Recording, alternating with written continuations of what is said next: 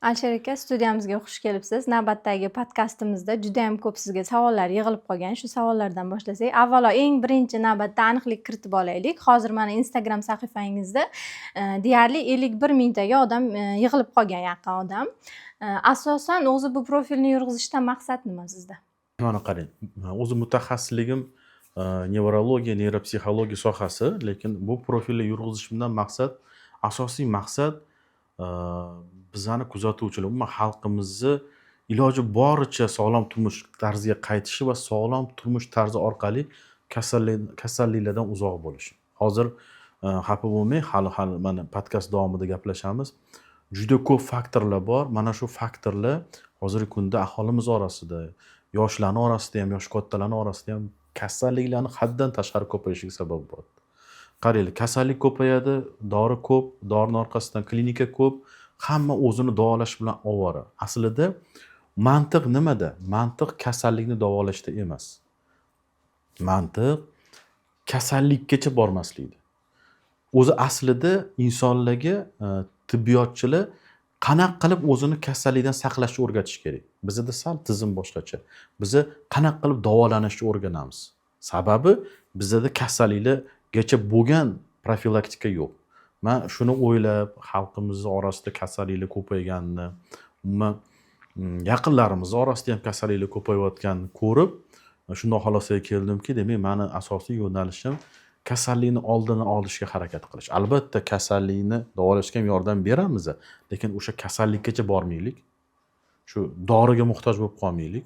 Iloji boricha shu o'zimizni asrab, sog'lom turmush tarzi bilan yashab, sifatli hayot kechiraylik. Mana shu profilni kuzatuvchilari shu narsaga inshaalloh erishadi.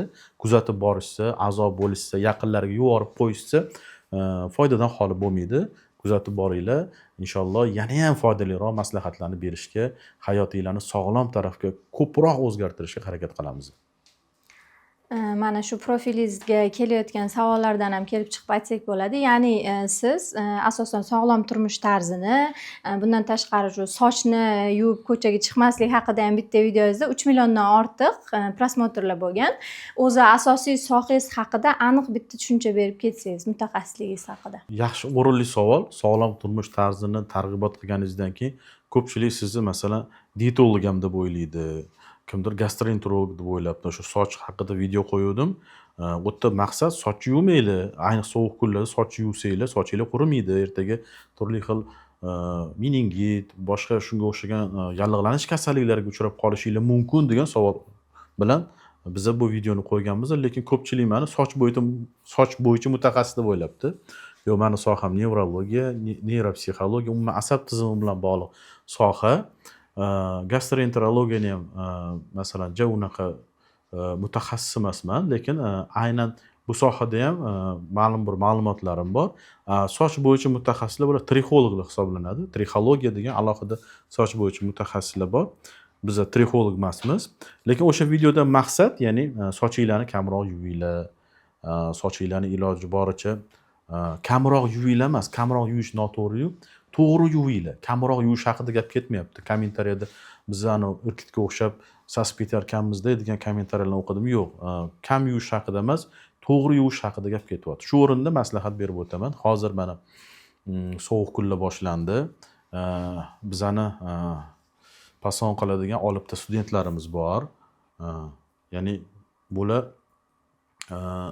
ertalab sochini yuvib, tarab, chiroyli bo'lib bormasa o'qishga kirgizmaydi. Biz ko'p ko'ramiz. Mana yaqinda bitta bola keldi. 21 yoshda student ekan. Bitta yuzi qiyshayib qolgan. Sochi yuvib chiqib ketadi.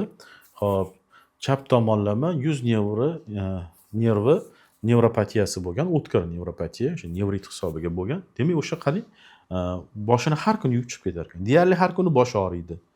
Sovuq kunlarda yuvib chiqqan o'tkir jarayon rivojlangan. Yana bilib olinglar. Baraka topinglar. Sochni yuvish mumkin. Sochni iloji bo'lsa kechqurun yuvish kerak va kamida 2 soat davomida u xona haroratda qurisa, juda zo'r natija bo'ladi. Ya'ni to'liq qurigan bo'ladi. Yoki bo'lmasa bomdodga turdingiz, vaqtli turgansiz, yuvib oling. Uyda bilasiz, kamida 2 soat bo'lasiz, yuvib olsangiz bo'ladi. Lekin soch yuvib turib, fen bilan quritdim, bo'ldi, quridim deb chiqib ketishi, ayniqsa hozir mana qish fasli yaqinlashib qoldi, sovuq kunlar boshlandi. Bu juda xavfli. Meningensefalit o'sha turli xil nevropatiyalarga olib kelishi mumkin. Mana o'sha bolaga ham biz lecheniya boshladik. Demak, chap yuzi to'liq qiyshayib qolgan, yuz nervida nevropatiya holati kuzatilyapti. Aynan soch yuvib chiqqanligi uchun onasi aytyapti. Ko'p soch yuvib chiqadi deb aytyapti. Mana ko'rdingizmi? Shuning uchun bu mavzuda maslahat berib o'tganman va maslahatimda turaman. Kim amal qilsa inshaalloh natijasi yaxshi bo'ladi. Demak, meni kuzatuvchilarim kuzatayotgan bo'lsa, men asosan oldingi chiqishlarimda uyqu haqida gapirdim. Uyquni to'g'rilash nima uchun muhim? Juda ko'p gap bo'ldi. O'ylash mumkin, faqat uyquni bo'lar ekan. Yo'q. Men hozir profilimda bizani xalqimizda 3 ta narsani to'g'rilashga harakat qilmoqchiman. Birinchisi uyqu. Chunki ruhiy kasalliklar, asab kasalliklarining tagida uyqu buzilishi yotadi. Ikkinchisi bu ovqatlanish mavzusi. Ovqatlanishimiz qo'rqinchli darajada yomon. Va uchinchisi bu harakat mavzusi. Harakatimiz juda kam. Demak, mana uyqu haqida gapirdik.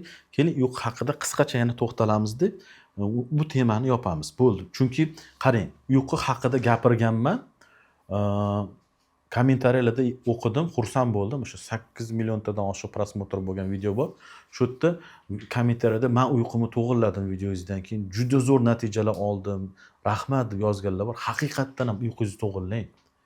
Baraka topkur. Mana uyqusi yo'q, qiynalganlarni tushunamiz. Doktor masalan, kelsanglar biz uyqungizni to'g'irlab beramiz agar uyqingizda muammo bo'lsa. Lekin muammo yo'q. Bordi bo'sh soat masalan 9 da bo'shagan. Lekin telefon o'ynab yotadigan, ko'chaga chiqib ketadigan odamlarga men tavsiya beraman. Bu shunaqangi keyinchalik asorat beradi. Siz uyqungizni noto'g'riligi, kech yotishingiz, uyqudan to'liq foydalanmasligingiz hozir bilinmasligi mumkin. Lekin ishoning, kelajakda sizni juda ko'p asoratli holatlarga olib keladi. Shuning uchun uyqudan to'liq foydalanish kerak. Yana o'sha qaytaraman gapimni. Soat 9-10 dan boshlab 3-4 gacha uyqungizni qilib oling. Ishingiz bo'lsa, mana ertalab turinglar, 4 dan keyin ish qilmaysizmi? Jimjit bo'ladi, hamma uxlayotgan bo'ladi. Lekin o'sha aynan shu vaqtda uxlashga harakat qilish kerak bo'ladi. Undan keyin ham uxlaversangiz mayli, lekin ertaroq yotishga harakat qiling. Maqsad shu.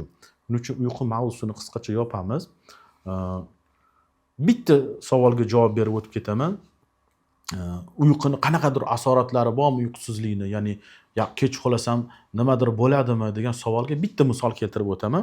Qaranglar, kech uxlaydigan odamlarda shunaqa holat kuzatiladi. Bu tekshiruvlarning natijasi aniq bo'lgan holat. Demak, kech uxlaydigan odamlar uyqudan to'liq foydalanmaydi va ertasi kuni uni holati bo'sh, ya'ni lanch holatda yuradi. Energiya kam bo'ladi. Miya nima deydi? Energiyani oshiraylik, tanani tetiklashtiraylik deydi. Va o'z-o'zidan kortizol va adrenalin miqdorini oshiradi. Chunki kortizol ham adrenalin ham stressiy gormonlar hisoblanadi. Uxlamaslik bu stress. Kech uxlash bu stress. Demak, o'sha odamni tetiklashtirish uchun organizm, ya'ni bosh miya, buyrak usti beziga vazifa qo'yadi. Adrenalinni ko'paytir, kortizolni ko'paytir. Adrenalin bilan kortizol ko'payadi. Demak, o'sha odam sal tetiklashadi. Lekin adrenalin bilan kortizol zarari bor. Nima zarari bor? Birinchisi, ular qon bosimini oshiradi. Mayli qon bosimini oshirishi bir alohida mavzu bo'lsa, eng yomonlaridan bittasi adrenalin ham, kortizol ham, ayniqsa kortizol kontrainsulyar gormon hisoblanadi. Ya'ni insulinga qarshi gormon hisoblanadi. Qonda kortizol oshgan sari insulin tushishni boshlaydi. Insulin tushsa nima ko'tariladi? Qand, ya'ni glyukoza ko'tariladi. Mana oddiy misol. Nimaga yoshlarning orasida qandli diabet borsa, nima glyukozasi, qonda qand miqdori baland chiqaveradi. Yashlab so'ring shu odamdan. Uyqusi bir tiyinga qimmat. Kech yotadi, kech turadi, haligidek ovqatlanadi. Albatta xohlasa, xohlamasa qand miqdori ko'tariladi. Chunki ertasi kuni kortizol oshadi, stressiy gormon, adrenalin oshadi. Bu o'z-o'zidan navbatda insulinni tushiradi va xohlasa, xohlamasa qandli diabetga moyil qilib qo'yadi.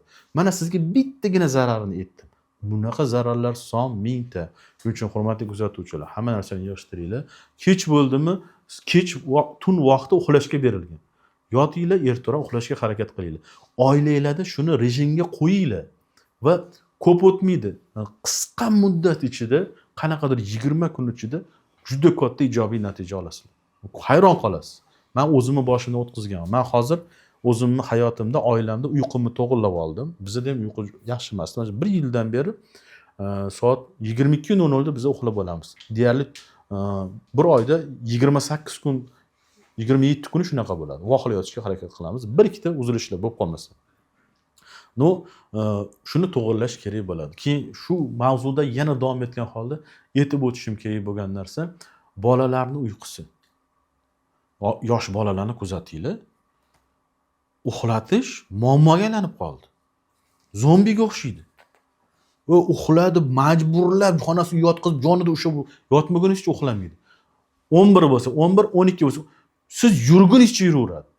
Endi o'zimizni yoshligimizni eslaylik. Mana yosh kattalar bor.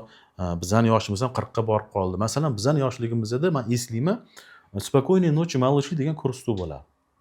Shu ko'rsatuv qish vaqtida 20:00 da, yoz vaqtida sal kechroq 21:00 da bo'lardi. 20:00 da boshlanadi, 20 daqiqa davom etardi. Men eslayman, shu "Спокойной ночи, малыши" multfilmi tugash arafasida biz ko'zimiz ketib uxlab qolayotgan bo'lamiz. Oyim kirib, "Borib turib joylaringga yotinglar. Masalan, sudrab yurmay yana ko'tarib dirdilar." Amallab sekin joyimizga borib, karavatimizga yotib olardik. Qarang, bu degani 8:30-9 da hamma uxlab bo'lardi. Ertalab bemalol 6:30-7 da tetik holatda maktabga turiladi. Hozir bolalarni uxlatish ulkan muammo va eng qizig'i turg'izish undan battar muammo. Uyquni to'g'irlash hozirgi kundagi dolzarb muammo. Shuning uchun farzandlaringizga nima qilish kerak? Uyquni to'g'irlash uchun sizlar harakat qilishingiz kerak. Vohliroq yotqizish, rejimga o'tkazish. Uning uchun siz o'zingiz o'sha rejimga o'tishingiz kerak. Demak 9 dan siz 21:00 dan uyqu harakatini boshlashingiz kerak bo'ladi. Va qilinglar. Sinov uchun bir oy qilib ko'ringlar, kim bu rejimdan chiqmaysizlar. Chunki sizning organizmingizda bo'ladigan ijobiy o'zgarishlarni, farzandingizda bo'ladigan ijobiy o'zgarishlarni ko'rgandan keyin hayron qolasiz. Yana bitta qiziq uyqu haqida. Bu uyqu juda qiziq mavzu-da. Men somnologiyani o'qiganman, shuning uchun qiziq mavzu. Uyqu haqida yana bitta ma'lumot. Uyquni tabiiy keltirish yo'llari haqida so'rashgan. Demak, uyqu uchun asosan 3 ta sharoit kerak. 3 ta sharoitda qilsanglar uxlaysizlar. Birinchisi, xonani havosini almashtiringlar. Xonani havosi almashib olsin. Ikkinchisi, xonada qorong'i muhit yarating. Qorong'i bo'lsin. Bu haqida gapirdik. Ya'ni qorong'i bo'lsagina bizni boshimizdan, epifizdan, miyadan nima ajraladi? Melatonin ajraladi.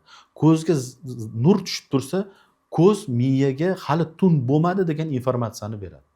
Mana oddiy misol, qop-qorong'i xonada yotibsiz, qo'lingizda telefon. Yuzingizga nur tushib turibdi. Bu nur ko'zga tushgandan keyin ko'z buni telefonning nuri deb qabul qilmaydi.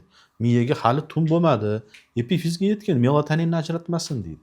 Melatonin ajralmaydi. Siz uyquga keta olmaysiz. Yana qo'yasizda telefonni, birpas uyqungiz kelmaydi, hali ajralmadi, yana telefonni olib olasiz. Endi melatonin ajralaman degan, yana ko'zga nur tushadi, yana melatonin to'xtaydi.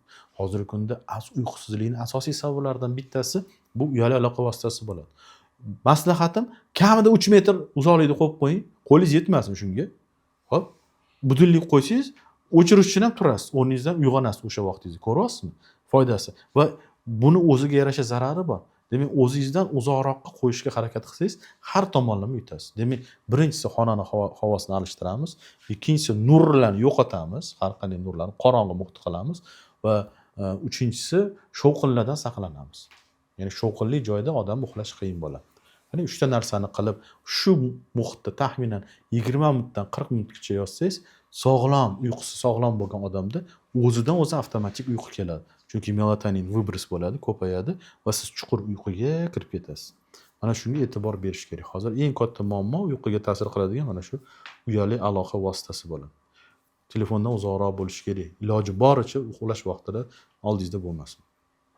Sog'lom bo'lish uchun umuman uyquni ahamiyati haqida ko'p gapirdik, lekin sog'lom bo'lish uchun yana bitta muhim narsa bor. Bugungi kunda meni o'zimning shaxsiy fikrim o'ta global bo'lgan mavzu. Bu mavzu ovqatlanish mavzusi. Bitta muhim qoida bor, shuni bilib olinglar. Mana shu kim shu qoidaga amal qilsa, inshaalloh hammasi yaxshi bo'ladi. Ochig'ini aytaman, bu muammo o'zimda ham bor. Hozir shuni ustida ish ketyapti, ya'ni o'zimni ovqatlanish rejimimni to'g'irlash. Uyqu rejimimni to'g'irladim, sport qo'shdim hayotimga va ovqatlanish rejimimni to'g'irlab turib bir dastur qilib, shu dasturni xalqimizga bepulga tarqatib sog'lomlashtirish maqsadi bor. Bitta oltin qoida bor. Shu qoidaga rioya qilinglar. Demak, kimki ovqatni dori kabi yemasa, keyinchalik dorini ovqat kabi yeydi. Mana juda zo'r narsada buni qanaqa tushunish mumkin? Ya'ni dorini, ovqatni dori kabi yeyish masalasi. Ya'ni masalan sizga men 10 ta dori yozdim. Siz mendan so'raysiz, doktor, men bu nimaga? Bu nimaga? Bu qaysi vaqtda ichiladi? Buni nimaga kechqurun ichib bo'lmaydi? Men buni kunduz ichiladi. Men buni hammasini so'raysiz. Ovqatimizni ham shunaqa nazorat qilishimiz kerak. Ya'ni bu ovqatni yesam menga zarar beradimi? Bermaydimi? Foydasi qancha? Zarari qancha? Ana, ko'rdingizmi? Bu ovqatni kechqurun yesam bo'ladimi? Yoki kunduz yeganim ma'qulmi? Ertalab bu narsani yesa bo'ladimi? Yoki tunda soat 21:00 yoki 23:00 da ovqatlansam bo'ladimi degan savolni odam o'ziga berish kerak. Buni nomini ovqatni dori kabi yeyish deydi. Agar kim shu ishni qilsa, kelajakda dori umuman iste'mol qilmaydi. Lekin shu ishdan uzoq bo'lgan odam kelajakda dorini ovqat kabi yeydi. Hozir ko'ring, xuddi shu tendensiyani ko'ryapsiz. Qanaqa? Odamlarning qo'lida 14-15 talab dori. Mana buni ichish kerak oshqozoniga, mana bu jigariga, mana bu uyqusiga, mana bu beliga, mana bu grijasiga, mana bu davleniyasiga, mana bu qon suyultirishiga hayron qolasiz. Ana kuni bitta bemor keldi. Spiskani ko'rdi, 14 ta dori. Endi umumiy hisoblasa 23 ta dori bor. Chunki bitta dorini 2 mahal ichadi, bittasini 3 mahal ichadi. Bir kunda 23 ta tabletka ichadi. 23 ta. Ovqat yemasa ham bo'ladi u, qorin to'q. Ana shu yerdan kelib chiqadi. Nima? Kimki ovqatni dori kabi yemasa, kelajakda dorini ovqat kabi yeydi. Tushundingizmi? Demak, umuman olganda ovqatlanish mavzusiga to'xtaladigan bo'lsak, bugun ijtimoiy hayotda ovqatlanish bizani o'zbek xalqini bilmadim, qon-qonga singib ketib qoldi-da. Qoniga singib ketib qoldi. Mehmon kelsa yaxshi ovqat. Bayram bo'lsa yaxshi ovqat. Odam o'lsa yaxshi ovqat. Marakalarni ko'ryapsiz. Ramazonda yaxshi ovqat. Har qanday tadbir yaxshi ovqat. Bir joyga ulfatlar bilan borsangiz yaxshi ovqat. Dugonalar yig'ilsa yaxshi ovqat. Ya'ni yaxshi ovqat, yaxshi ovqatlanish sizni o'sha odamga nisbatan, ya'ni sizga kelgan mehmon yoki sizni kutayotgan odamga nisbatan hurmat belgisiga aylanib qoldi. Mundoqroq narsa qo'ysangiz, nima bu oddiyroq narsa qo'yibdi. Kecha bir inson bilan gaplashdim. Juda qiziq narsa aytdi. Arabistonga bordim deydi. Katta bir boy uyga bordim deydi. Ular O'zbekistonga kelgan ekan. O'zbekistonda shunaqa mehmon qilishibdi. Aytibdiki, nima debdi bilasizmi? Sizlar boy bo'lmaysizlar debdi. Bunchalik darajada to'kin dasturxon qilgan odam, bunchalik xarajat qilgan odam hech qachon boy bo'lmaydi debdi. Vaqt o'tibdi-da, mana o'zi aytib beryapti. Men deydi o'sha odamning uyiga meni kutib oldi, juda anaqa deydi. Xursand kelganimdan, chunki men biz o'tib juda mehmon qilganmiz dedi. Yur, men seni mehmon qilaman uyimga dedi. Endi hozir dasturxon to'kib tashsa kerak deb o'yladim deydi. Bordik deydi. Bir qimmat choy deb shafranli choydan qo'ydi deydi. 5-6 ta xurmo, 2-3 ta holvaga o'xshagan narsa deydi. Ol, qalay dasturxon, ol, mehmon ol deb mehmon qilyapti deydi. Bundoq qaradim, shumikin hol mehmon. Biz nima qilamiz? Osh, orqasidan balo, 8 xil ovqat, balo, batir hamma narsani qo'yib mehmonni izzat qilamiz. Ularda sal boshqacharoq qararkan. Ko'ryapsizmi? Ya'ni ovqatga bo'lgan bizdagi munosabat juda o'zgarib ketdi. Men hayron qoladigan narsalardan bittasi bu ijtimoiy tarmoqlardagi ovqatlarning reklamasi. Achinarli holat, qo'rqinchli holat. Mana endi bu trend bo'lib ketdi hozir moshkichiri temasi. Qatga kirmasa moshkichiri, kim nimasi moshkichiri qilyapti. Eng qizig'i palon tonna moshkichiri qildik deydi. U agar shu tonnani qilmaydi, agar u ketmasa, xalqimiz borib qo'lida idish bilan o'chirib turibdi moshkichiri yeyish uchun. U moshkichirida mosh yo'q. Go'shtni qaynatgan, kley qilgan, solgan, shuni beryapti. Nima deydi eng qizig'i? Bu deydi immunitetni ko'taradi, quvvatni oshiradi deydi. Xo'p, gap yo'q. Quvvatni oshiradi. U mana bunday qorinli odam 130 kilo oladi, quvvat qatga ishlatadi u. Nima hozir bu moshkichirini yeb, kechqurun 8 da shu moshkichirini yeb, bir vagon ko'mir ortadimi yoki 1 gektar yeri borib chopadimi? Eng qiziq joy, u quvvatni qatga ishlatadi. Bilib oling. Moshkichir yeyotgan polvon. U quvvat teshib chiqadi. U sog'lig'ingizdan, yuragingizdan yoki qanaqadir organ sistemangizni ishdan chiqarish bilan teshib chiqadi. Oddiy bilan tushuntirganda, meditsina tili bilan tushuntirganda, albatta bu unaqa ovqatlanish qaysidir sistemangizga, qaysidir tizimingizga zarar yetkazadi. Hayron qolaman, o'chirtib ko'rib, uzoqlardan kelishadi. To'g'ri, men tushunaman, tadbirkorlik, pul ishlayapti o'sha odamlar, o'sha moshkichini sotib. Tushunaman, gap yo'q, omadini bersin. Lekin bu qo'pol qilib aytganda, xalqni zaharlash bilan barobar narsa. Xalq zaharlanadi aslida. Bildingizmi? Bunaqa quvvat yeb turib qiladigan ishimiz yo'q bizani hozir. Boramiz mashinada, o'tiramiz bir vagon ovqat yeymizda, yana mashinada qaytib kelamiz. Piyoda yurish yo'q. Shuning uchun kasalliklar ko'payib ketdi. Mana bugungi kunning eng katta dolzarb mavzularidan bittasi bu ovqatlanish. Ovqatlanishni to'g'rilashga e'tibor berish kerak. Futbolgerlar haqida bir gapirdim. Yozishibdi, futbolgerlar ovqat qiladi, ya'ni ovqatni reklama qilmaydi. Yo'q, futbolgerlar asosan ovqatni reklama qilyapti. O'zini futbolger degan odamni ko'ring. Ko'ring o'sha odamni. Masalan, o'sha kim buni? Yeb beraman deb chiqadigan shumbola profili. O'zi ozami yuribdi. Tushunyapsizmi? Yeb beraman deb odamni nafsini qo'zg'ashdan maqsad nima? Maqsad o'sha ovqat muassasasiga klient chaqirish. Ko'proq klient kelsa, ko'proq sotsa, ko'proq pul qilsa. Lekin bu yog'ini o'ylamayapti-ku. O berayotgan ovqating, berayotgan narsalaring kaloriyasi o'ta yuqoriligi, uni zararliligi, organizmni xolesterinni oshirib yuborishi, qon bosimini ko'tarib yuborishi, insult, infarkt xavfini oshirib yuborish, turli xil onkologik kasalliklarga sabab bo'lish haqida kim o'ylayapti? Hech kim o'ylamayapti. Pulli qilsa bo'ldi. Mana shu bugungi kunning jamiyatning eng katta muammosi.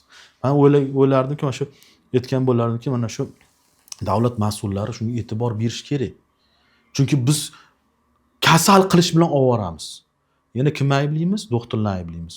Nimaga? Kasal bo'lib oladi-da, borgandan keyin doktor tuzataman deydi. Voy, baraka topkur. Doktor seni tuzatishga majbur emas. Doktor kasalni olayotganda, davolayotganda, "Men seni 100% tuzataman" deb olmaydi hech qachon. U sizni noto'g'ri hayotingizni asoratini yo'qotishga ovora bo'ladi. Siz qilmang shu ishni. To'g'ri ovqatlaning, sport bilan shug'ullaning, vaqtida uxlang, stresslardan uzoqroq bo'ling. O'shanda kasal bo'lib qolsangiz, kelsangiz, biz ham yengilroq davolaymiz, ham osonroq siz bu holatdan chiqib ketasiz. Nimaga endi siz pishillab, davlengizni oshirib, 2 marta mikroinsult olib, yuragingizga 3 ta 4 ta stent qo'ydirib, pochkangizga o'tirgan, sahringiz 18-20 bilan kelasiz. Nimaga doktorlar sizni 100% davolash kerak? Davololmaydi. Doktor vaqtincha sizga yordam beradi. Tushundingizmi? Shuning uchun eng katta qoida. Sog'lom bo'lmoqchimisiz? Sog'lom bo'lish uchun harakat qiling. Bir parcha ovqatni tayyorlash uchun qancha harakat qilasiz? Sog'lom bo'lish uchun odam juda ko'p harakat qilish kerak. Ming afsus, bugun katta problemalardan bittasi shu hisoblanadi. Yana hozirgi bugungi kundagi eng katta kasalliklarga sabab bo'layotgan narsalardan bittasi semizlik. Semizlik haddan tashqari oshib ketdi. Odamlarning vazni oshib ketyapti. Eng qiziq joyi, inson vazni oshsa nima qilish kerak? Inson vazni oshsa, demak, ovqatlanishni to'g'rilash kerak. Sport bilan shug'ullanish kerak. Kaloriyalar balansini yo'lga qo'yish kerak. Albatta gormonlarni ham tartibga solib olish kerak bo'ladi. Gormonlarni tartibga solishda yana uyquning roli katta. Demak, shuni qilish kerak aslida. Lekin odamlar unaqa qilmayapti. Odamlar eng oson va eng oddiy yo'lda bilayotganiga boryapti. Masalan, hozir bir odamga borib, sizni organizmingizni 80% ni olib tashlaymiz, bitta organizmingizni 80% ni kesib tashlaymiz, jinnimisan deydi. Nimaga meni 80% organimni olib tashlaysan deydi. Odamlar mana shu narsani bilib turib shu narsaga boryapti. Nima bilasizmi? Bariatrik operatsiya. Bariatrik operatsiya oshqozonni 3 dan 2 gohida 80% ni kesib olib tashlash evaziga, oshqozonni kichraytirish evaziga odamni ozishiga olib keladi. Mana shu holat haqida ham gapirib o'tmoqchiman. Bariatrik operatsiya tibbiyotda qo'llaniladi. Bariatrik operatsiya ozishni eng oxirgi yo'li. Ya'ni bir bemorda semizlik kasali bor. U dieta qildi, gormonlarini to'g'riladi, sport bilan shug'ullanadi. Shunda ham uni tabiatida o'zi shu kasallik tufayli ozolmayotganda o'ta darajada semirib ketdi. Boshqara olmayapti o'zini. 180, 200, 300 kilo bo'lib ketdi. Shunaqa odamlar bor. 300 kiloli odamlar bor. Bo'lib ketdi. Uni ana shu holati hayoti uchun xavf tug'diryapti. Yurak qon tomir sistemasi, bosh miya uchun xavf tug'diryapti. O'tirgan joyda uxlab qolyapti. Bo'lmayapti. O'lim xavf yuzaga kelayotganda bariatrik operatsiya taklif qilinadi. Yevropada shunaqa. Tushundingizmi? Bizda bariatrik operatsiyasini ana kuni videoda ko'ryapman. Vaznim 92 kilo edi deb 32 yoshli ayol qildiryapti. Nahotki 92 kilodan etiklik 70 kiloga tushish uchun 22 kilo olish uchun oshqozoningizni 3 dan 2 qismini oldirib tashlash shartmidi? Nahotki sizda iroda, kuch, quvvat yetmadi. O'ylaysizki, sizni oshqozoningizni Alloh taolo yaratganda 80% ni ortiqcha qilib yaratganmi? Uni o'rni yo'qmi organizmda? Uni o'rni bor edi va o'rnini siz bilasiz va biz ko'ryapmiz. Bariatrik operatsiyadan keyingi asoratlarni ko'ryapmiz. Hamma eng oson tez ozish xohlaydi, hech qanaqa mehnatsiz shu operatsiya qilinadi. 1 yilda 40 kilo ozdim, 1 yilda 30 kilo ozdim, 6 oyda 35 kilo ozdim. U baraka topkur, unaqa ozish stress ozish hisoblanadi. U organizmga juda katta zarar yetkazadi. Chunki sizni oshqozoningiz 150 kiloli yoki 140 kiloli odamga vitamin yetkazadigan darajada katta edi. Uni energiya bilan ta'minlab beradigan darajada katta edi. Mana eng katta asoratlardan bittasini aytaman. Ko'pchilik e'tibor bermaydi. Bariatrik operatsiyadan keyin neyropatiya rivojlanyapti. Bizning sohaga tegishli nevrologiya. Nima uchun? Oyoqlarda, ya'ni periferik nervlarda nervlar atrofiya bo'lib qolyapti. Oyoq ozib ketyapti, yurishga qiynalib qolyapti. Nima uchun? Chunki oshqozon orqali so'riladigan vitaminlar bor edi. O'sha oshqozon bilan so'riladigan. Ya'ni asosan vitamin B guruhi vitaminlari, PP vitamini ana shu nervlarga yordam beradigan vitaminlar edi. Ular birdaniga kamayib ketdi. Bunda katta odamda bunaqa darajada vitaminlar kamayib ketishi hech kim e'tibor bermaydi bariatrik operatsiyadan keyin. O'sha neyropatiyalarning rivojlanishiga sabab bo'ldi. Bu bitta asoratlaridan bittasi. Qani bormi bitta odam men bariatrik amaliyotdan keyin 30 yil yashadim degan odam bormi? Hali yo'q. Endi qildirgan bo'lsa 3 yil, 4 yil, 5 yil bo'ldi. Xo'p, bu amaliyot sizni 50 yoshga to'lganingizda yoki 60 yoshga to'lganingizda, bundan 20 yildan keyin, mana siz 40 yoshda qildiringiz. Qanaqa sizga ta'sir ko'rsatadi? Bu hali isbotlanmagan. Bariatrik amaliyot bu oxirgi chora. Siz qiling, sport qiling, to'g'ri ovqatlaning, vazn tashkil bo'lmasa keyin boring. 3 kun sport qilib, bir hafta diyeta qilib bo'lmadi deb turib bariatrikka, ya'ni pichoqni tegib yotib olish kerak emas. Bu yana bir marta aytaman, bizning xalqimizning bugungi kundagi eng katta muammolaridan bittasi hisoblanadi. Yana bitta qiziq narsa, ko'pchilik dieta deganda strogi narsani tushunadi. Mumkin emas, mumkin emas, mumkin emas. Men eng oddiy dietani o'rgataman. Mana shu o'zim sinayotgan va eng qiziq faktlarga asoslangan dietani aytaman. Hayotingizda umuman ovqat ratsioningizdan 40 kunga, bor yo'q 40 kunga ikkita narsani chiqarib tashlaysiz. Mana shu 40 kun muddat ichida shu ikkita narsa sizga zahar deb qabul qilasiz. Ya'ni siz uni bo'ldi, zahardan qanday qo'rqsangiz shunday qo'rqishingiz kerak. Bor yo'q 40 kunga. Ya'ni bu shakar va un. Demak, shakar va unni hayotingizdan chiqarib tashlaysiz. Shakar deganda faqat shakarni tushunmanglar. Shakar deganda shirin ichimliklardan tortib pirojniy, nima shirin bo'lsa mumkin emas. Nima shirin bo'lsa, hattoki mevalarning ichida o'tish glyukozasi tarkibi, saxarozasi ko'p bo'lgan uzum, qovunlar ham mumkin emas. Tushunyapsizmi? Ya'ni o'tish shirin mevalar ham mumkin, anjirda ham juda ko'p. Demak, o'shalar ham mumkin emas. Yoki kam miqdorda yeyish kerak bo'ladi. Nu asosan shakar bilan unni cheklaysizlar. Shakar bilan unni cheklagan odam 40 kun cheklab ko'rsa, hayot bugundan kiriting shu narsani. Bugundan shakar bilan un yemang. Ya'ni unli narsa umuman cheklaysiz, shakarli narsa umuman cheklaysiz. Nafaqat ozasiz. Shunaqangi darajada sog'lomlashasiz, hayron qolasiz. Eng katta foyda bosh miyaga bo'ladi. Tushunasizmi? Eng katta foyda bosh miyaga bo'ladi. Yaqinda bir qiziq narsa o'qib qoldim. Maksim Doronin degan kompozitor, biznesmenning bitta intervyusini ko'rib qoldim. Xo'p, intervyuda aytadiki, u Yaponiyada bo'lgan davrida bir vrach bilan gaplashib qolibdi. Vrach gerontolog. Gerontologiya bu qariyalarni organ bilan shug'ullanadigan doktorlarga gerontolog deyiladi. 70 yoshdan keyin ana pediatrlar bor, yosh bolalar bilan shug'ullanadi. Terapevtlar bor, kattalar bilan, o'rtada yoshlar va 70 yoshdan keyin shug'ullanadigan doktorlarni gerontologlar deyiladi. Yaponiyada gerontologlar juda ko'p, chunki Yaponiyaning xalqi yosh kattasi qismi ko'p bo'lgani uchun gerontologiya yaxshi rivojlangan. O'sha gerontolog bilan gaplashdim deydi. Gerontolog shunaqa deyapti deydi.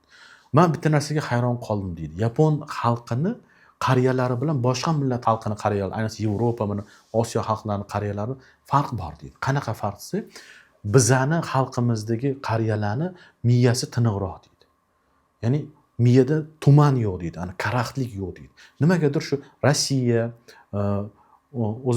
O'zbekiston emas, O'rta Osiyo yoki bo'lmasa Yevropaning ayrim joylarida xalqdagi qariyalar miyasi tuman bo'lib, qanaqadir zaifroq ko'rinadi. Shu haqida 40 yil izlanish chiqdi. Natijani qarang. 40 yilda nimani topdim deydi. Eng katta farq deydi, Yaponiyani aholisini ovqatini tarkibida unni yo'qligi ekan. Mana shu qolgan davlatlarda un ko'p foydalanar ekan. Ayniqsa oq undan foydalanish holati haqida gapirgan. Mana shu oq unni u un demaydi. U aytayaptiki, bu glyutenovый kley, ya'ni glyutenli kley yeysizlar deydi. Siz deydi unni oling deydi, xamir qilib, uni bir idishga solib, ozgina ferment qo'shing deydi. U qanaqa holatga keladi deydi. Pilchillagan bir kley holatiga keladi. Siz yegan non, siz yegan un oshqozoningizda, umuman ichaklaringizda xuddi shu holatga keladi deydi.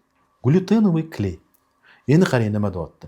Aynan bu holat nafaqat ichaklarga yomon ta'sir ko'rsatadi. Eng yomon ta'sir ko'rsatadigan joyi bosh miyaga ekan. Bosh miyada mikrootchok deydi. Kichkina mikro shishlan chaqiradi. Bu bosh miyani karaxt bo'lishi, bosh miyani kognitiv funksiyalarini tushishiga olib keladi. Va biz deydi, rossiyalik bir bemori deydi, yosh katta bemori deydi. 50 dan oshgan deydi, 60 ga borib qolgan bemori yozyapti intervyusida. 40 kun biza deydi makaronli va unli mahsulotlardan o'zingizni tiyishni so'radik deydi. 40 kundan keyin unda so'radi, nima bo'ldi desa, men deydi miyam qaytadan tug'ilgandek his qildim miyamni deydi. Ya'ni miyam tumandan chiqdi deydi. Mana shu izlanish shuni ko'rsatyaptiki, bugungi kunda oq undan foydalanish, oq unning tarkibidagi gluten nafaqat semirishga olib keladi, balki insonning miyasini karaxt qilib, uni fikrlash qobiliyatini susayishiga olib kelar ekan. Mana ko'ryapsizmi? Nima uchun Alsgeymer kasalligi ko'payib ketdi? Alsgeymerni Yevropada hozir ayrim izlanishlarda qandli diabetni 3-4-tipi deb qarashyapti. Ya'ni bosh miya oziq retseptorlari o'sha glyukozani sezmay qoladi-da. Oziqlanmay qo'yadi, oziqa bo'lsa ham. Va buning natijasida bosh miya kichrayib, atrofiyaga uchraydi, ayniqsa gipokamp sohasi. Tushundingizmi? Ana shu izlanish ko'rsatyaptiki, biz yeyotgan oppoq un, qimmat deb oladigan выше sort unimiz bizga aslida zarar keltiradigan eng zararli narsalardan bittasi. Oldingi men non haqida bir ikkitasiga aytsam, bizning ota-bobolarimiz non yegan-ku deydi. Baraka topgur, ota-bobolarimiz nonni u kepeli non bo'lgan.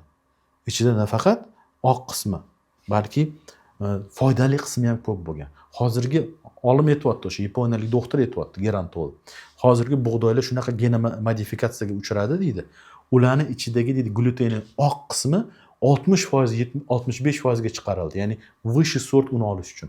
Oldingi unlarda, bug'doylarda bor yo'g'i 10% выше sort olgansiz. O'sha markazdagi kichkina oq qismi выше sort bergan. Eng mag'zi bug'doy ichida, ana bug'doy o'stirganlar bilan. Hozirgi bug'doylarda ana shu qismini gen modifikatsiya qilib, seleksiya qilib, kengaytirib, oq unni olishni ko'paytirishgan. Va bu hozirgi kunda insonlarni, ayniqsa butun dunyoning insonlariga juda salbiy ta'sir qilayotgan faktorlardan bittasi hisoblanadi. Shuning uchun kim hayotida, ya'ni aytdimmi, shakar bilan unni kamaytirsa, ishoning, mana 40 kun sinab ko'ring, unli mahsulot umuman yemang, zahardek qarang, hayron qolasiz.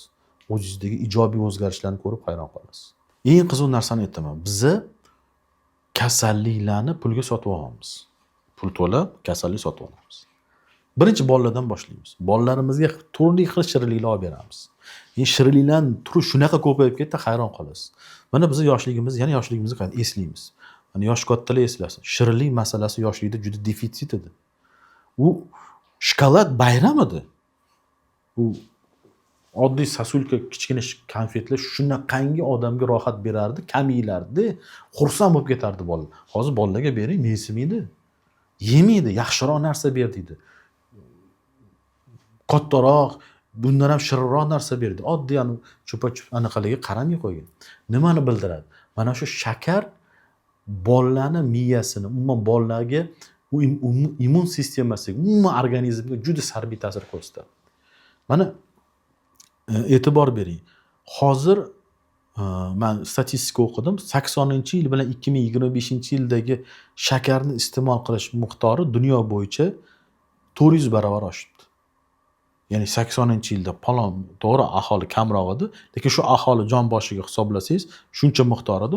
Hozirgi aholi jon boshiga hisoblasangiz, ya'ni aholi ko'paygan, lekin shu bilan birgalikda shakar iste'moli 400 barobar oshgan. Shakar, shuni bilib olinglar, mahsulotlarning ichida eng zararli mahsulot hisoblanadi. Tibbiyotda 3 ta oq ajal tushunchasi bor. Birinchi oq ajal shakar, ikkinchi oq ajal bu un, uchinchi oq ajal bu tuz. Endi tuz masalasi alohida mavzu-yu, agar siz o'zingizni hayotingizda ikkita narsani, shakar bilan unni haqiqatan ham kamaytira olsangiz, iloji bo'lsa yo'q qilib tura olsangiz vaqtinchalik, siz o'zingizdagi ijobiy o'zgarishlarni ko'rib hayron qolasiz. Sinab ko'ring. Bolalar masalasida, bolalarni kasal bo'lishi. Mana oddiy misol aytaman. Hozir Lorga boring. Lor klinikasiga boring. O'chirt bo'ladi. Shunaqangi katta o'chirt. Hamma yosh bolalar. Ayniqsa sezon boshlandi deydi, hamma oldin Lorda bunaqa o'chirt bo'lmagan. Men yoshligimda Lorga borganimni eslolmayman. Masalan, men qator odamlardan so'rasangiz, yoshligimizda pashti Lorga bormaganmiz deydi. Mahallada ana tomoni artib qo'yadigan ayol bo'lardi. Zilonkani unday qilib tomoni bitta artib yuborardi, tomoq og'risa, bo'ldi, shu bilan tuzalib qolardi. Nima uchun? Nima uchun yosh bolalarning o'rtasida lor a'zolari kasalliklari ko'payib ketdi? Sabab shirinlik. Shirinlik yeydi. Shirinlik nima? Bu glyukoza, tayyor glyukoza tomoqdagi, tishdagi, o'sha tanglikdagi hamma bakteriyalarga ko'payish manbai hisoblanadi. Glyukozani yeb, ular keskin ko'payib oladi. Birdan tomoq og'riydi. Siz bakteriyani ko'payishiga muhit yaratib berasiz, bolangizga shirinlik berib. Berish kerak emas demayman. Juda kam miqdorda berish kerak. Tavsiyam, shirinlik bergandan keyin albatta tomog'ini chaydiring. O'sha g'arg'ala qilib tomog'ini chaysin bola. Ana shunda ko'rasiz, o'zidan o'zi lor a'zolari kasalliklari kamayadi. Hozir boring, har bir oilada har kuni bolasini ko'tarib lorga chiqadi. Tomog'i shishib ketgan, ismanaqa, laringit, faringit, endi tegi yeta olmaysiz. Nima uchun? Shirinlik ko'payganida. Shirinlikni kamaytiring, hayron qolasiz, oilangizda shu narsa o'zgargan, ya'ni kasalliklarni kamayganini sezasiz. Ayniqsa bolalarning o'rtasida. Masalan, shirinlikni cheklang deb bemorlarimga aytsam, alternativ yo'qmi, o'rni bosarli narsa yo'qmi deylar. Bor. Mana shirinlik cheklagan odamlarga bitta tavsiya beraman. Juda zo'r tavsiya. Shuni qilinglar. Shirinlikdan voz kechasiz, lekin shirinlik organizm talab qiladi-ku. O'sha talabni qondirish uchun ertalab turganda 200-300 ml iliqdan issiqdan sovuqroq, ya'ni ja iliq bo'lish kerak emas, ja issiq bo'lish kerak emas. O'shanaqa suvga bir osh qoshiqda asal solasiz, toza asal. Toza asaldan solib, uni aralashtirasiz, eritasiz. Issiq suv bo'lsa, asal sal kuyib qoladi, ya'ni effekti pasayadi. O'sha asalni eritib, och qoringa ana shu asalli suvni ichasiz. Har kuni qiling. Shunaqangi foyda ko'rasiz. Birinchidan, sizning organizmingiz shirinlikka talabi kamayadi. Ikkinchidan, asalli tarkibida shunaqangi foydali elementlar ko'p bo'ladi. Ayniqsa, asalli tarkibida mum bor. Bu mum organizmga tushgandan keyin organizmda har qanday yazvinniy jarayon deydi, ya'ni yara holatlari, masalan oshqozon yara, qizil o'ngachda ezofagit, gastrit, duodenit hammasiga ijobiy ta'sir ko'rsatadi. Va asal o'z navbatida protivospolitelniy, ya'ni yallig'lanishga qarshi effekti ham bor. Ham siz shirinlikka bo'lgan talabingizni qondirasiz, tabiiy o'zi tabiat yaratgan narsa bilan qondirasiz. Kimik narsa emas, tabiiy narsa bilan qondirasiz va shu bilan birga o'zingizni ichingizga davo olib kirasiz. Bolalaringizga bering, xuddi shunaqa o'rgating. Shirinlikdan uzoqlashadi. Tabiiy asallardan foydalanib, shirinlikka bo'lgan qaramlikdan chiqib ketadi. Mana oddiy, samarali usul. Ortiqcha vazn ko'p kasalliklarga sabab bo'ladi. Ortiqcha vaznni yo'qotishda eng katta tavsiyani beraman. Bu qoida, mana kuzatsanglar, mana sportsmenlar mana ahad Xudoyorov degani chiqadi, sport bo'yicha mutaxassis. Ya'ni to'g'ri maslahatlar beradi shunaqa odamlar. Ya'ni to'g'ri ovqatlanish haqida. Bitta narsani bilinglar. Ozmoqchimisiz, defitsit kaloriya bo'lishi kerak. Nima degani? Siz qabul qilayotgan energiya, siz ishlatayotgan energiyadan kam bo'lishi kerak. Ya'ni ishlatayotgan energiyangiz ko'p, qabul qilayotganingiz kam bo'lishi kerak. Semirmoqchimisiz, teskarisi. Qabul qilayotgan energiyangiz ko'p, ishlatayotganingiz kam bo'lishi kerak. Tushunyapsizmi? Mana xuddi shu mexanizmda ozish ishlaydi. Bizni ovqat yemasdan turib ozish mumkinmi? Yo'q, deyarli ozmaysiz. Nima uchun? Masalan, ovqat yemasdan turib divanda yoting kuni bo'yi 200 gram ozarsiz, 100 gram ozarsiz. Bir oyda 3 kilo ozarsiz. Ovqat yemasdan turib. Energiya sarflamayapsiz-da. Lekin yedingiz, yeganingizdan ko'proq sarflang. Zalga chiqib terlang. Har kuni ertalab 1 soat, kech payt 1 soat yuring. O'zidan o'zi ozishni boshlaysiz. Ya'ni kaloriyani kamaytirib, ishlatadigan energiyani ko'paytiring. Ya'ni sarfni ko'paytirib, kiradiganni kamaytiring. Mana oddiy tavsiya. Hech kim buni qilmaydi. Qiladi, oxirigacha qilmaydi. 3-4 kun qiladi, buzilib qoladi. 3-4 kun qiladi, yana diyetasi buzilib qoladi. Diyeta ham qilish mumkin. Diyeta qilmasdan turib ham ozish mumkin. Ya'ni o'sha tavsiyalarga rioya qilib, kaloriyani hisoblab, ishlatadigan kaloriyani oshirib, mana shu balansni kim ushlab olsa, o'zida ijobiy o'zgarishlarni sezadi. Oddiy tavsiya, lekin amal qilish nisbatan sal qiyinroq bo'lgan holat. Amal qiling, natijasini ko'rasiz. Men o'zi bolalar shifokori emasman, lekin shu bergan savolingizga javob berib o'tmoqchiman. Ya'ni bolalar o'rtasida nevroz ko'payganmi? Bolalar nimaga injiq bo'lib qolgan? Nimaga bolalarimiz oldingidek o'yin qaroq, ko'chalarga chiqib bir bolaga o'xshab harakat qilmayapti? Asosiy sababi nimada bilasizmi?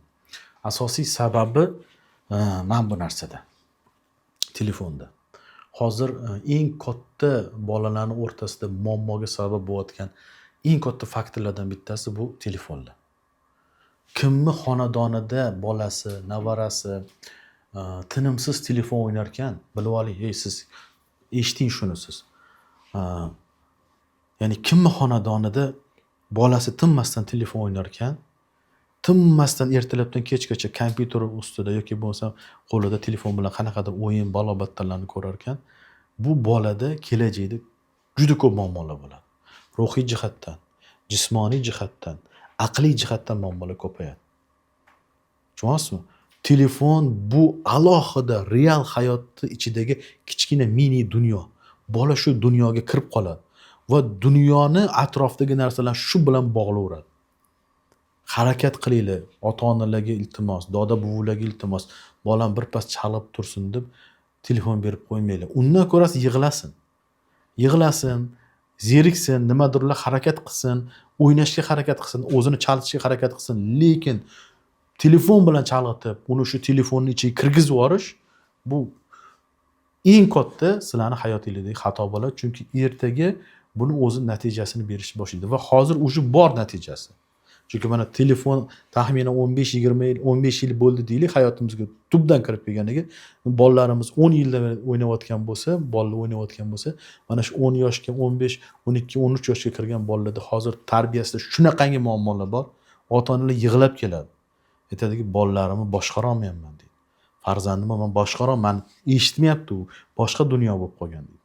U juda asabiy, kerak bo'lsa menga qo'l ko'taradigan darajada o'zgarib ketdi deydi. Ko'rdingizmi? Bor shunaqa muammolar. Shuni asosiy sabablardan bittasi bu telefon. Bolalarning ichida nevrozni ko'payayotganining asosiy sabablaridan bittasi telefon. Shu bolalar o'rtasida nevrozni ko'payishining asosiy sababi telefon dedimi?